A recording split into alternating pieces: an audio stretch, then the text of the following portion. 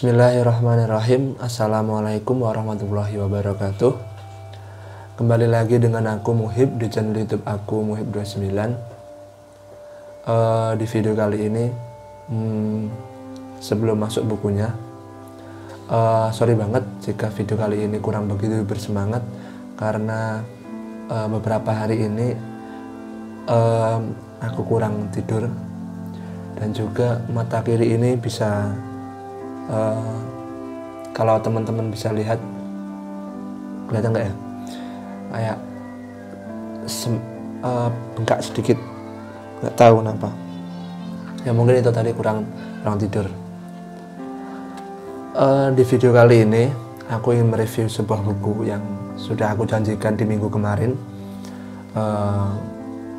paket Heidegger, Martin Heidegger, seorang filsuf Jerman yang cukup terkenal dan cukup kontroversi dalam dunia kehidupannya, mulai dari percintaan, pendidikan, dan politik.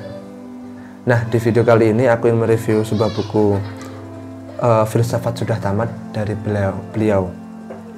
Dilihat dari fisik dari bukunya, bisa teman-teman lihat. Ada gambar mata atau dari sudut pandang dari mungkin dari sudut pandang Martin Heidegger tentang kehidupan, filsafat dan juga berpikir. Di bagian samping ada penulis Martin Heidegger, judul bukunya Filsafat Sudah Tamat dan penerbitnya Circa ya. Di bagian belakang ada ada sinopsis dari bukunya tentang tiga esai dari bukunya. Nah, di bagian bawah tidak ada harga buku, tetapi ada genre dari bukunya, non fiksi. Kalau isi bukunya ya benar sih, bukan fiksi, non fiksi, tapi isinya lebih ke filsafat. Kita lanjut lihat bukunya. Di bagian isi bukunya ada gambar dari Martin Heidegger dan juga biografi singkat dari beliau, bisa teman-teman lihat. Di buku ini diterjemahkan dari beberapa buku. Ada 3 buku, ya 3 esai dari 3 buku yang diterjemahkan dari Circa. Tebal halaman 109 halaman dengan ukuran buku 12 x 18 cm. Cetakan pertama September 2019. Seginilah ukurannya.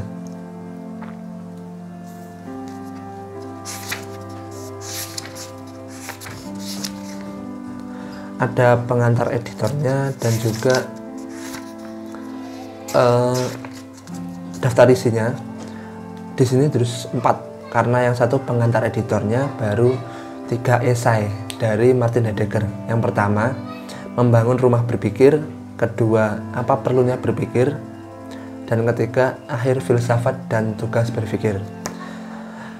Nah, untuk harga dari buku ini, buku Filsafat Sudah Tamat, kemarin kalau nggak salah aku searching di Google dan juga beberapa toko buku, sekitar 50 ribuan buku ini.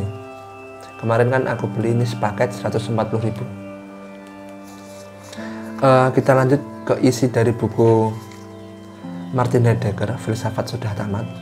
Dari 3 esai yang dijabarkan di buku ini, secara garis besar aku memahami tentang berpikir dan juga akhir filsafat yang menurut Martin Heidegger dari segi bahasa. Dalam buku ini sedikit bermasalah. Bukan bukunya yang bermasalah, tetapi Martin Heidegger mengkritik beberapa bahasa yang menurutnya tidak tepat dari segi asal usulnya. Contohnya di buku ini ada beberapa contoh, tapi yang aku pahami beberapa, aku ambil contoh saja memanggil. Nah, di buku ini, dari kata memanggil ini kan yang kita pahami sekarang itu adalah ajakan, bukan ajakan, lebih ke menyuruh dan juga memerintah. Memanggil itu artinya di sekarang ini adalah menyuruh dan memerintah.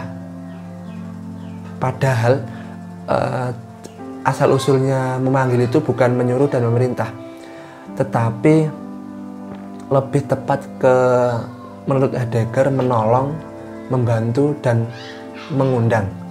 Selain itu, selain kata memanggil, Martin Heidegger juga menjelaskan tentang kata akhir yang berkonotasi, kalau sekarang berkonotasi secara negatif. Akhir itu adalah sudah selesai semua urusan atau sudah berhenti dalam kalau buku ini kan filsafat, akhir filsafat, artinya berhenti sebuah filsafat. Nah, dari Yunani, dari segi bahasa menurut Yunani, menurut Heidegger, akhir itu bukan berhenti. Akhir itu adalah tempat. Nah, jadi nanti di buku ini dijelaskan bahwasanya akhir filsafat adalah berpindahnya satu filsafat ke filsafat yang lain. Jadi bukan berhenti. Misal filsafat A dengan segi filsafat sudah hampir sempurna. Nah, itu nanti dibawa ke tempat yang lain. Menurut yang aku pahami begitu. Selain dua contoh yang aku ambil tadi, ada beberapa contoh dari segi bahasa yang dipermasalahkan dari buku ini. Nah, di buku ini juga sedikit mengulas sedikit sejarah dari beberapa bahasa. Sebenarnya kita ini yang mempermainkan bahasa atau mempermainkan kata-kata. Apa kata-kata yang mempermainkan kita? Dalam keseharian kan kita sering menggunakan kata-kata, kosakata, dan bahasa-bahasa keseharian. Tetapi sebenarnya kita yang menguasai bahasa, apa bahasa yang menguasai kita? Nanti di buku ini dijelaskan yang akan menjadi perenungan pembaca. Perenungan tentang kata-kata atau kosakata dan bahasa. Secara garis besar, tiga esai yang aku baca dari buku ini itu tadi, sedikit menjelaskan tentang bahasa dan juga kita harus memahami kosakata secara benar dan mendalam, karena jika kita keliru memahami kata-kata, kita akan dipermainkan oleh kata-kata tersebut. Nah, dari garis besar itu kayaknya tidak lengkap jika aku tidak menjelaskan secara bukan detail ya, secara lebih masuk dari tiga esai ini. Menurut yang aku pahami, di esai pertama dalam buku ini, buku Martin Heidegger, Membangun Rumah Berpikir ini hanya permainan kata yang sudah aku singgung di awal tadi, bahwasanya kita harus memahami kata-kata. Sedikit mengambil dalam bukunya Seno Gumiro, yang di situ beliau, Seno Gumiro, mengambil pemahaman Martin Heidegger tentang kata-kata atau kalimat. Setiap kalimat tidak bisa dipisahkan dari kata-kata. Nah, selain itu juga dari kata-kata tidak bisa dipisahkan dari kalimat. Jadi ketika kita memahami satu kalimat, kita harus memahami perkataannya. Tetapi kita juga harus memahami kata-kata dalam satu kalimat tersebut. Kurang lebih seperti itulah. Kita harus memahami perkataannya dan juga harus memahami atau mencerna dalam bait kalimatnya. Nah, di buku ini membangun ini hampir sama halnya, atau membangun menjadikan sebuah hunian. Tetapi bangunan belum tentu sebuah hunian. Nah, ini seperti permainan kata-kata gitu ya. Nah, nanti teman-teman ketika membaca buku ini mungkin sedikit bingung, tetapi nanti juga paham ketika dibaca terus menerus dan dipahami, nanti juga teman-teman paham sendiri. Nah, di esai pertama ini menghuni di dunia ini kita akan mengetahui 4 lapisan. Yang pertama, langit, bumi, keilahian, dan kefanaan. Kita kan di posisi kefanaan ini. Dan juga di buku ini berpikir dianalogikan dengan jembatan. Jembatan sebagai penghubung berpikir. Dan di esai kedua tentang apa perlunya berpikir, menurut yang aku pahami dalam buku ini,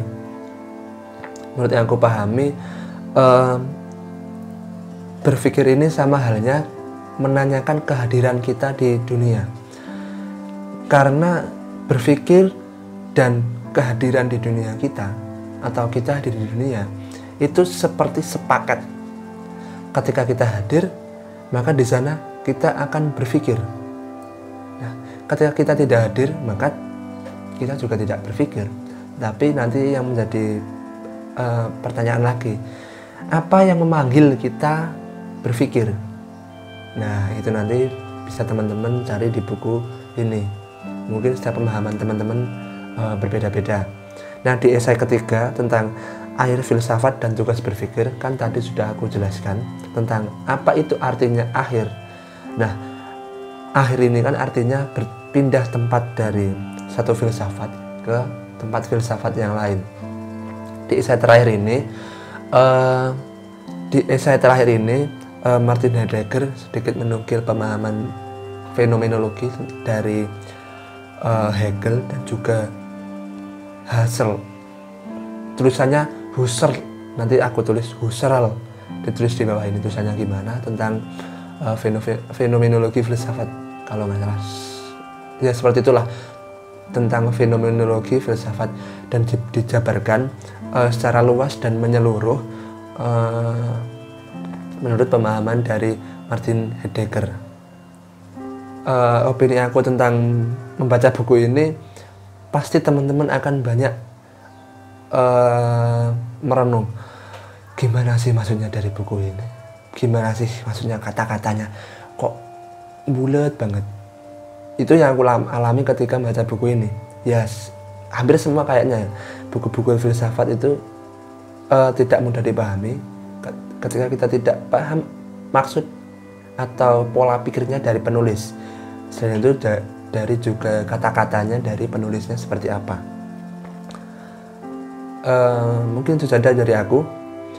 Jika menurut teman-teman bermanfaat, bisa like, share, comment, and subscribe. Jika ada teman-teman yang ingin direview bukunya, bisa tulis di kolom komentar. Itu saja dari review buku Filsafat Sudah Tamat dari Martin Heidegger. Sekian dari aku. Wassalamualaikum warahmatullahi wabarakatuh.